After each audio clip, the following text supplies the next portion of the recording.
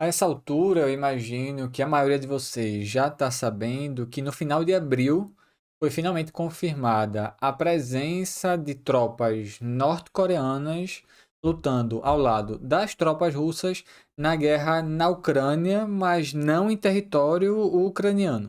Segundo as informações confirmadas, as tropas norte-coreanas foram utilizadas na província russa de Kursk, uma província que em agosto de 2024 havia sido invadida por tropas ucranianas e desde então também no território russo aconteciam combates entre as tropas ucranianas e russas. Foi nesse contexto e nessa região que foram utilizados os soldados norte-coreanos enviados para lutar na guerra. Mas como lutaram esses soldados? Como foi o desempenho dos norte-coreanos na guerra? Vem comigo que esse é o tema do vídeo de hoje, logo depois da vinheta do canal.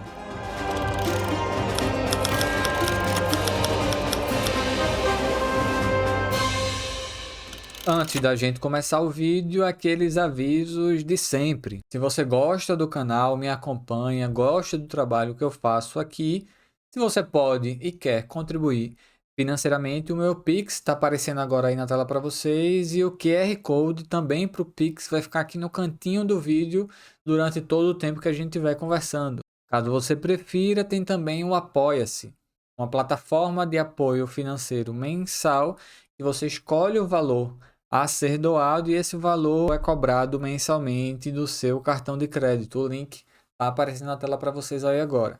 Se você não pode contribuir financeiramente, há outras formas de ajudar o meu trabalho aqui. O primeiro e o mais fácil deles é curtir esse vídeo, se inscrever no canal e ativar o sininho, porque aí o YouTube entende que tem pessoas interessadas em acompanhar o que eu estou fazendo aqui e recomenda o meu vídeo para mais pessoas. Da mesma forma, você também pode compartilhar esse vídeo e chamar mais gente aqui para o canal. Isso me ajuda bastante. A informação sobre soldados da Coreia do Norte lutando no conflito foi confirmada quando o Ministério das Relações Exteriores e o Ministério da Defesa russo agradeceram a contribuição dos soldados da Coreia do Norte na libertação, na retomada do território russo, onde havia acontecido a incursão ucraniana. Assim que essa informação saiu, eu gravei um vídeo para o Guerra e Política, o meu quadro lá no Farol Brasil, falando sobre o tema e trazendo as informações que existiam desde então. De lá para cá, eu fiz um levantamento das informações disponíveis sobre a presença desses soldados em campo, sobre os combates onde eles foram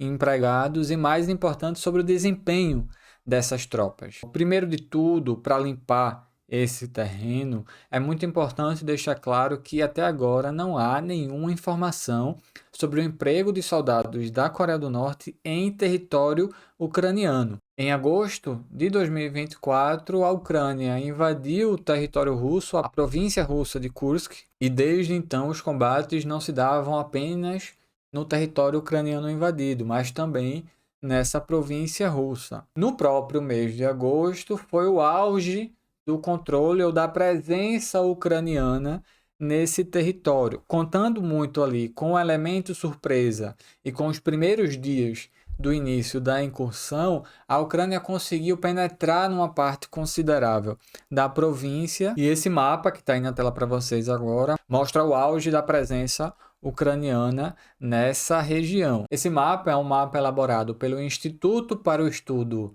da Guerra, um instituto formado ali por muitos militares americanos aposentados, ex-diplomatas dos Estados Unidos e figuras que estão longe ali de alguma imparcialidade, mas é interessante para pegar atualizações sobre diversos conflitos, informações que são condensadas e esse mapa que vocês estão vendo aí na tela é útil para isso. Essa presença ucraniana no território russo foi decaindo com o passar dos meses, à medida em que a Rússia avançava para retomar o controle da sua província por completo, até que no final de abril foi informada a completa recuperação da região. Só para contextualizar, tudo isso começou ali em outubro de 2024, quando o Serviço de Inteligência da Coreia do Sul deu as primeiras informações sobre o transporte de soldados norte-coreanos para Vladivostok, uma cidade do extremo oriente russo. Está aparecendo na tela o mapa da Rússia para vocês. Vladivostok é esse pontinho no canto do mapa, bem perto do Japão. Uma cidade muito próxima também da Coreia do Norte. Só para vocês terem uma ideia dessa proximidade, tá aí na tela agora para vocês um mapa mostrando essa região. Observem aí que no canto está o Japão, logo do lado, no sul da Península Coreana, a Coreia do Sul, marcada em amarelo, tanto o Japão quanto a Coreia do Sul marcado em amarelo claro. Logo em cima, a Coreia do Norte e sua capital Pyongyang, no amarelo um pouco mais escuro.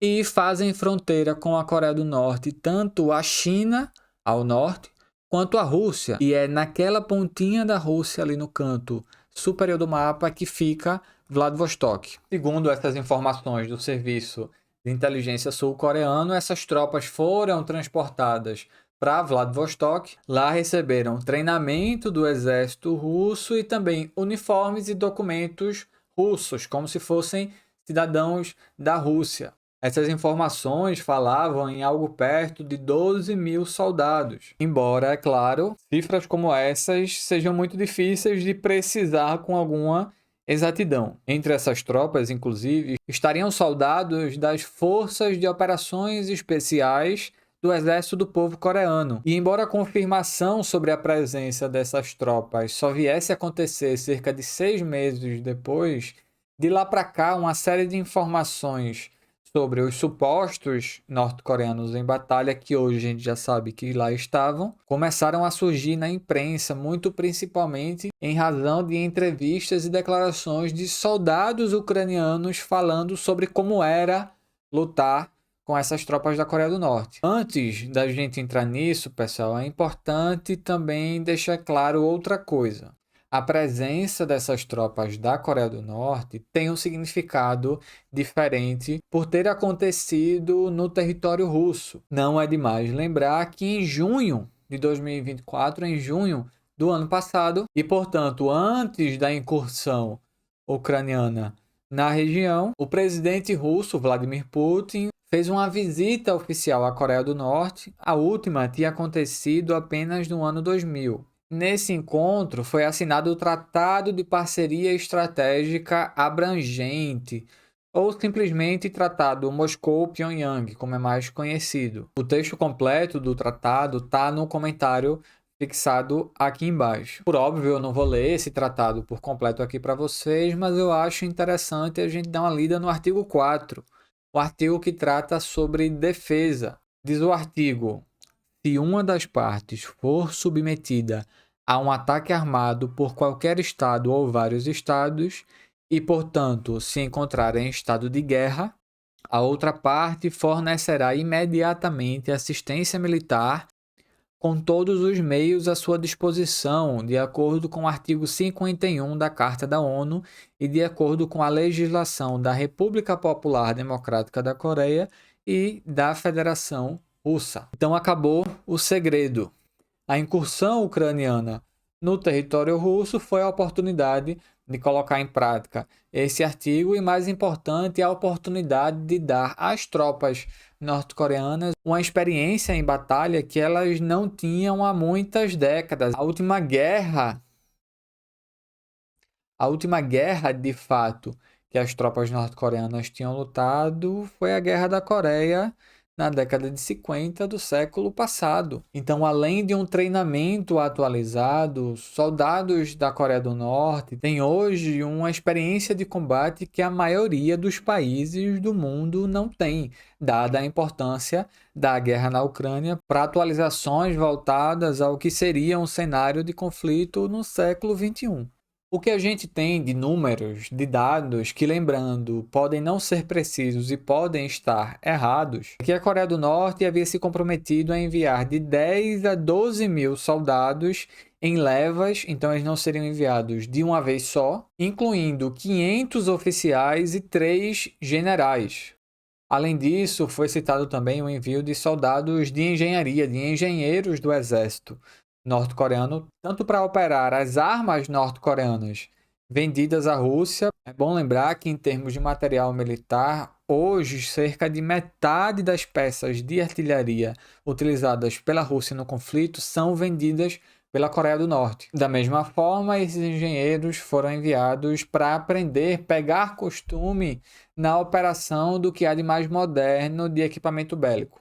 Vários analistas, quando foram comentar essa presença norte-coreana, elencaram alguns pontos de debilidade dessas tropas. Alguns faziam sentido, outros sem pé nem cabeça, mas que são úteis para a gente visualizar o que se falava sobre essas tropas e o que se confirmou depois. Primeiro, foi muito salientado como especialmente as forças especiais norte-coreanas estavam familiarizadas exclusivamente com um treinamento para ações de sabotagem dentro da Coreia do Sul e ações de assassinato de lideranças. Então, essas forças especiais, segundo essas informações que passavam a surgir depois da primeira informação sobre o tema, não estariam preparadas para combater em terreno. Da mesma forma, falava-se que tinham apenas familiaridade com terrenos montanhosos. A Península Coreana é uma região de relevo muito montanhoso, então essas tropas norte-coreanas não estariam preparadas, não seriam especialmente úteis no terreno, no relevo, na geografia ucraniana. Também foi muito salientada a falta de experiência em combate das tropas norte-coreanas, além de uma incerteza sobre como seriam organizadas essas tropas em batalhas. Seriam unidades especificamente norte-coreanas? Seriam unidades mistas de soldados norte-coreanos com soldados russos? Se até aqui essas considerações fazem algum sentido, outras várias eram muito mais um desejo do que de fato algum indicativo. Várias diziam que as tropas norte-coreanas iam desertar assim que começassem a lutar. Outras falavam que, dependendo dos resultados na Rússia, havia um risco de motim militar na Coreia do Norte. Além, é claro, da permanente e insistente afirmação de que essas tropas estariam ali porque a Rússia estaria com problemas de mobilização.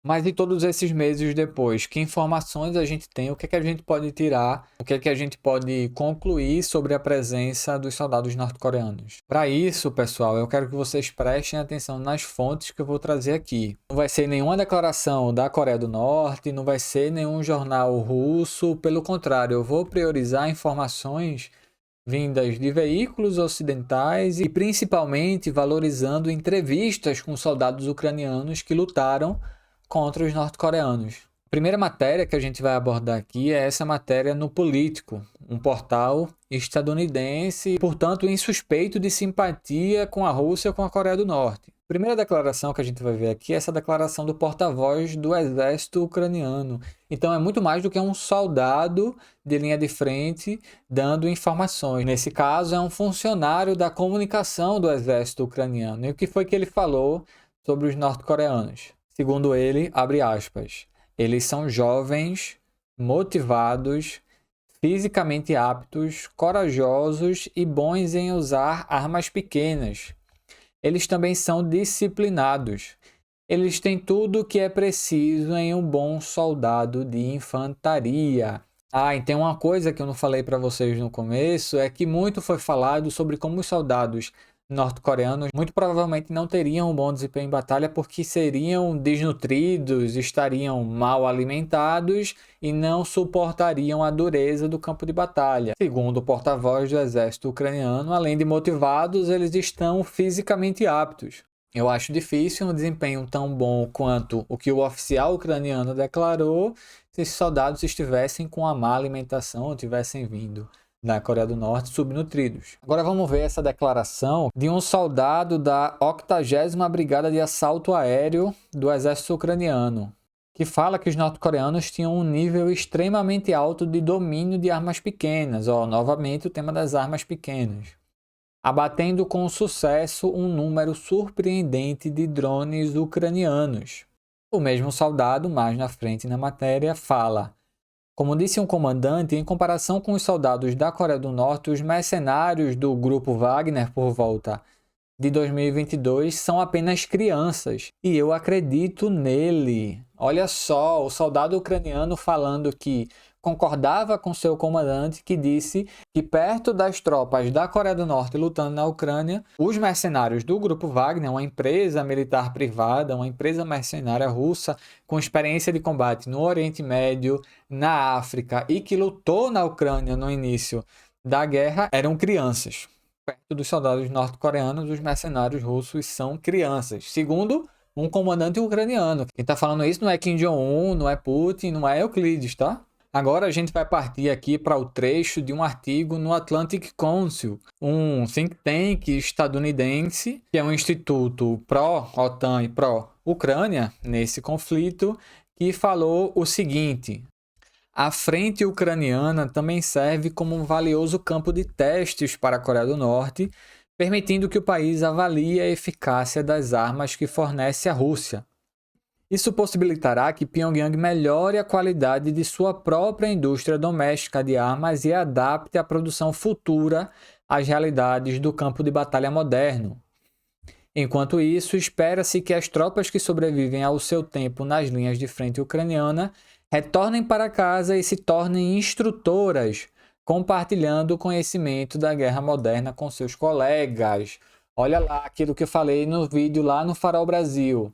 Para além da experiência em combate que as tropas norte-coreanas agora têm, todos esses soldados, especialmente os oficiais e ainda mais os generais enviados para aprender na linha de frente, podem agora voltar e ensinar. Agora a gente vai partir para uma matéria da Associated Press, em janeiro desse ano, que traz outro relato de um soldado ucraniano. O relato diz o seguinte: um soldado ucraniano que testemunhou os norte-coreanos em batalha os descreveu como disciplinados e altamente metódicos, dizendo que eram mais profissionais que os seus colegas russos. O soldado falou com a Associated Press sob condição de anonimato, porque não estava autorizado a discutir a delicada questão militar. Na mesma matéria, a gente ainda tem esse trecho aqui, ó. Ele disse que as tropas norte-coreanas estão usando suas próprias armas e equipamentos e aprenderam a lidar com os drones improvisados carregados de explosivos que se tornaram emblemáticos na guerra. Experiência em primeira mão que nem mesmo alguns países membros da OTAN têm. E essa outra parte aqui, ó, é importante.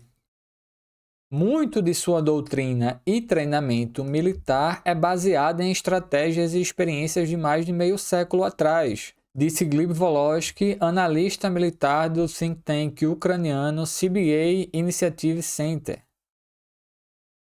Mas é apenas uma questão de tempo até que eles adquiram as habilidades necessárias para melhorar sua eficácia de combate, o que, combinado com sua disciplina e treinamento, poderia torná-los uma força militar significativa. Agora a gente vai conferir uma matéria do The New York Times, também de janeiro desse ano, uma matéria escrita depois da suposta captura de 2 soldados norte-coreanos que estavam com documentos russos, como se fossem cidadãos do Extremo Oriente Russo, mas que seriam ali os primeiros soldados norte-coreanos a serem feitos prisioneiros. Um desses soldados capturado tinha um diário em que ele registrava informações do campo de batalha, um diário escrito em coreano, e nessa matéria tem um trecho da anotação dele nesse diário. O trecho seria de instruções sobre como abater drones. Diz o trecho aparecendo na tela para vocês aí agora, ó. Simultaneamente, aquele que está iscando o drone mantém uma distância de 7 metros, enquanto aqueles que atiram ficam a 10 a 12 metros de distância. Se a isca ficar parada, o drone também parará de se mover. Neste momento, o atirador elimina o drone. A matéria traz também algumas informações importantes em termos de comando e um relato de um comandante de pelotão ucraniano que eu vou ler aqui para vocês. Diz o trecho da matéria. As forças norte-coreanas destacadas na Ucrânia incluíam cerca de 500 oficiais e pelo menos 3 generais, de acordo com a inteligência militar ucraniana. Os generais estão postos no quartel-general de comando e controle russo, disseram autoridades de defesa dos Estados Unidos. E é aí que os objetivos são decididos. Os comandantes decidem quando precisam de artilharia e quanto tempo esperar antes da manobra das forças terrestres, disse um alto funcionário de defesa dos Estados Unidos. Eles se sincronizam com as tropas no campo para que as tropas não falem com seus colegas russos, para tentar reduzir a falta de comunicação. E olha essa parte aqui agora, pessoal. Soldados ucranianos lutando em Kursk disseram que as táticas norte-coreanas eram caras, mas eficazes. Abre aspas. Os coreanos estão começando a empurrar as linhas de frente, visando áreas menos defendidas e desgastando nossas tropas dessa maneira, disse Oleksiy, o comandante do pelotão. Lutar contra um dos maiores exércitos do mundo já era difícil o suficiente, disse ele. Mas lutar contra dois estava no limite do que era possível. Um outro aspecto muito importante da presença dos soldados da Coreia do Norte, e um aspecto que parece estar sendo muito supervalorizado, mas não é algo a se descartar, é a disposição dos soldados da Coreia do Norte a morrer antes de serem feitos prisioneiros.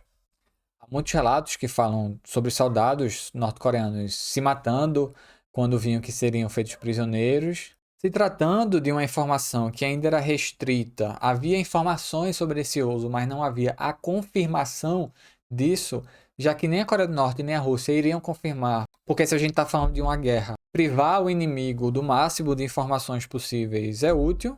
Certamente esses soldados receberam instruções de não serem feitos prisioneiros de forma nenhuma. Mas não vamos esquecer que o medo de ser feito prisioneiro numa guerra não é exclusivo dos norte-coreanos, não. Já que ser feito prisioneiro, na maioria das vezes, implica tortura, implica interrogatório violento, implica descoberta de informações valiosas e por aí vai. Vamos conferir agora uma matéria da BBC, também de janeiro de 2025, com várias entrevistas com soldados ucranianos feitas sob anonimato. Olha esse trecho aqui, ó. Amur, um comandante de companhia, e esse Amur aqui é um nome fictício, relatou que alguns norte-coreanos removeram seus capacetes e as pesadas placas de proteção de seus coletes à prova de balas para ficarem mais leves e permitir um ataque mais rápido contra posições ucranianas. Abre aspas. Eles são muito manobráveis e correm e se movem muito rapidamente, contou ele. Eles são difíceis de capturar, especialmente com um drone, acrescentou Amor, explicando que eles frequentemente traçam um caminho indireto em direção às defesas ucranianas, como se fossem treinados para não correrem em linha reta.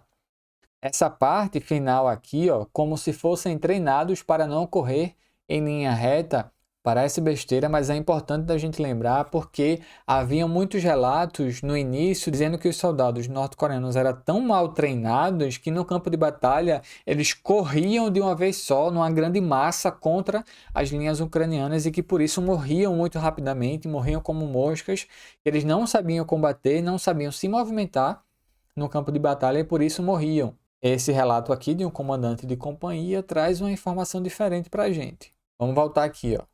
Amur disse que os norte-coreanos parecem ter as versões mais modernas do equipamento padrão russo, com a maioria em posse de cerca de 10 carregadores, 5 a 10 granadas, munição de metralhadora e minas. O soldado norte-coreano capturado carregava um fuzil de assalto AK-12, o modelo mais novo da AK-47 padrão, segundo o comandante. A AK-12 é essa que vocês estão vendo na tela aí agora, que inclusive é também fabricada na Coreia do Norte. Olha esse trecho aqui, ó, da mesma matéria. Um comandante de batalhão, de codinome Bandit, relatou à CNN que os norte-coreanos mostraram boa pontaria ao abater drones a cerca de 100 metros de distância, sugerindo um alto nível de treinamento na Coreia do Norte. Por fim, pessoal, a última matéria que a gente vai utilizar aqui, eu prometo que é a última, é uma matéria do The Washington Post. Uma matéria especialmente interessante porque traz fotos dos equipamentos, do material capturado com esses soldados que foram feitos prisioneiros. Segundo a matéria, foram encontrados com esses soldados um livrinho com canções patrióticas, canções militares da Coreia do Norte, uma carta de felicitação de Ano Novo com uma mensagem de Kim Jong-un, Não se sabe se eles receberam essa carta, mas segundo a matéria, o mais provável é que um comandante leu essa mensagem de felicitação e ele anotou essa mensagem. Mas a parte mais interessante da matéria é essa que está aparecendo na tela para vocês aí agora. Diz o seguinte, ó. Ahmed Khan, um filantropo americano que apoia diretamente as unidades das Forças Especiais Ucranianas, mostrou ao The Post um envelope separado de documentos norte-coreanos que ele disse que as tropas ucranianas haviam apreendido em Kursk e que ele posteriormente traduziu. O Post não pôde verificar de forma independente a autenticidade dos documentos, mas eles pareciam consistentes com outros materiais norte-coreanos revisados pelo The Post e as descrições de batalhas alinhadas com descrições ucranianas independentes do comportamento norte-coreano na frente. Os documentos, que foram digitados em coreano, sugerem que as tropas norte-coreanas estão registrando suas experiências de combate em detalhes e parecem estar usando a experiência do campo de batalha para obter uma melhor compreensão das novas tecnologias. A Ucrânia alertou que Pyongyang está aproveitando a oportunidade como uma chance de ganhar experiência prática no campo de batalha para potenciais conflitos futuros com o Ocidente. Como se fosse interessante, aliás, para a Coreia do Norte entrar em algum conflito com o Ocidente, né? Mas vamos deixar essa parte de lado, que essa parte não nos interessa aqui. O mais importante, pessoal, a lição que a gente pode tirar disso, primeiro de tudo, é a certeza de que o emprego dessas tropas está se dando no território russo e que, portanto, não significa uma internacionalização do conflito e muito menos significa que a Coreia do Norte declarou guerra à Ucrânia. Eu vi página postando isso em rede social. Significa apenas que o combate dentro do território russo contra as forças ucranianas foi a oportunidade perfeita para, considerando que Rússia e Coreia do Norte têm esse tratado de parceria estratégica, fortaleceu suas relações no ano passado e encontraram agora uma oportunidade de dar à Coreia do Norte um treinamento e uma experiência prática de batalha que a maioria dos países não tem. De quebra, a presença militar coreana de fato e com certeza ajudou o exército russo, mas não porque a Rússia tivesse com problemas para conseguir soldados para a frente de batalha. Não é o caso. Pelo contrário, quem enfrenta vários problemas de mobilização hoje é a Ucrânia. Pipocam nas redes sociais vídeos de recrutadores do exército ucraniano sequestrando homens nas ruas, buscando homens em casa, homens que haviam fugido do serviço militar, estavam, sei lá, trabalhando, sendo sequestrados nos carros e por aí vai. Tem vários vídeos desses de homens sendo capturados e enviados para a frente de batalha. Quem está passando por isso não é a Rússia. Enquanto eu pesquisava para preparar esse vídeo aqui para vocês, eu encontrei algumas informações que eu acho que alguns de vocês viram, matérias ali do final do ano passado e do início desse ano que falavam que os soldados norte-coreanos lutando lá em Kursk estavam sendo inúteis no campo de batalha porque, prestem atenção, tinham ficado viciados em pornografia. Segundo essas matérias, os soldados tiveram acesso à internet pela primeira vez durante toda a sua vida quando estavam no campo de batalha e não conseguiam mais lutar porque estavam se acabando, você sabe no quê? E esse tipo de notícia, esse tipo de absurdo, que é isso? É um absurdo. É o tipo de coisa que só cola. Todos os grandes jornais divulgaram isso. É o tipo de coisa que só aparece e as pessoas só acreditam porque estão falando da Coreia do Norte. A Coreia é um país tão acossado, tão ameaçado, tão estigmatizado e demonizado que qualquer absurdo que se fala sobre a Coreia do Norte se acredita. Quando eu li essas notícias, eu lembrei de um episódio. Quem é mais antigo na internet vai lembrar. Na Copa de 2014, teve uma notícia que saiu em todos os jornais do mundo. Coisa de assim, The New York Times, BBC, todos os jornais deram essa notícia. Que era a notícia de que, durante a Copa de 2014, o governo da Coreia do Norte tinha montado uma Copa falsa, uma Copa paralela, em que a Coreia do Norte estava ganhando de todas as seleções e seria campeã, e ganhava assim de 8-1 do Brasil, e goleada de outras seleções, e passava isso para a população como se fosse verdade. E era uma ditadura tão sanguinária, tão fechada, tão manipuladora, o totalitarismo da Coreia do Norte era tanto, que eles criaram uma Copa do Mundo falsa e toda a população estava acreditando que a seleção da Coreia do Norte era a melhor do mundo. Isso realmente saiu nos jornais. Dê uma pesquisada aí, coloca aí no Google, Coreia do Norte campeã da Copa 2014. Sabe de onde é que veio essa notícia? Tem um blogueiro bem old school aqui no Brasil, que o nome dele é Cid, dono daquele Não Salvo, um blog bem famoso na internet, e foi ele que inventou essa história para ser uma trollagem, uma brincadeira, uma mentira que saiu do controle. E eles bolaram uma peça em que eles pegavam um vídeo de um jornal norte-coreano, pagaram para uma menina sul-coreana dublar esse vídeo, dando a notícia de que a Coreia do Norte estava vencendo todas as seleções na Copa do Mundo. Postou isso no YouTube, claro, isso foi muito bem bolado. Esse blogueiro chega aí, eu acho que é no Podpah, e relata esse episódio. Eu vou deixar o link no comentário fixado aqui para vocês desse relato, de como ele bolou essa pegadinha. Mas veja, isso circulou o mundo inteiro como se fosse verdade. Eu imagino que parte de vocês que ouviram essa notícia deve estar descobrindo agora que não é verdade. Isso só acontece porque é com a Coreia do Norte. A gente sempre foi tão bombardeado com notícias absurdas sobre esse país que a gente está preparado para acreditar em qualquer coisa. Para acreditar que lá todo mundo tem que se vestir igual, que lá todos os homens têm que cortar o cabelo igual Kim Jong-un, o que não é verdade. Eu conheço gente que já foi para a Coreia do Norte, eu inclusive adoraria conhecer o país. Eu adoraria, inclusive, ser convidado, quem sabe, olha, se a galera estiver vendo esse meu vídeo, Kim Jong-un, se você estiver me vendo, me chama para cobrir, para entrevistar, para conversar com os soldados que lutaram na guerra, com os oficiais que estiveram na linha de frente. Eu adoraria fazer uma cobertura um pouco mais com fonte primária sobre isso. Quem sabe não vem aí um vídeo, um texto, quem sabe até um livreto sobre como é que lutaram os soldados norte-coreanos na guerra na Ucrânia. Mas, desejos à parte, esse é o vídeo de hoje. Eu peço que vocês comentem aqui embaixo, que curtam esse vídeo, se inscrevam no canal, não esquece de ativar o sininho das notificações. E para encerrar esse vídeo, não tem forma melhor do que mostrando para vocês um vídeo que foi divulgado do treinamento das tropas norte-coreanas, em que soldados da Coreia do Norte cantavam a canção Katyusha, uma canção soviética que ficou muito famosa durante a Segunda Guerra Mundial e narra a saudade de uma camponesa soviética, Katyusha, a saudade que ela sentia do seu amado que estava na linha de frente.